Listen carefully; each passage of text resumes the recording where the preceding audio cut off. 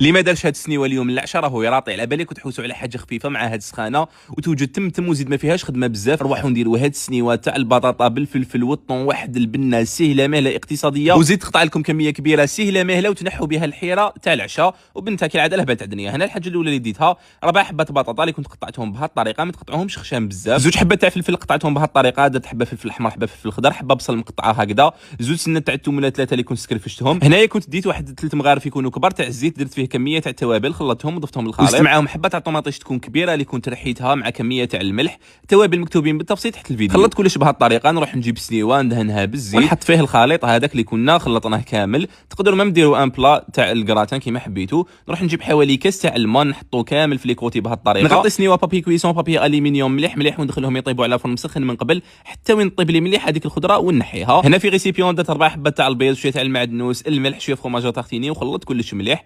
نروح نجيب سنيوه تاعي بعد ما طابت كامل الخضره نحيت لها بابي كويسون بابي الومنيوم، ونجي ندير عليها من الفوق كميه تاع الطونطومات. دائما والفتوني نخدم بالطون ذو الجوده العاليه تاع ريكامار. كيما شفتوا هاد الباطا كنت درت كامل الكميه تاعها من الفوق. ونروح نجيب هذاك الخليط تاع البيض اللي كنا خلطناه مليح ونديرو كطبقه من الفوق هكذا فوق الطون، ونعاود ندخلها للفرن حتى وين يطيب هذاك البيض يحكم روحه، تزيد تحمر شويه وتقدموها وبصحتكم.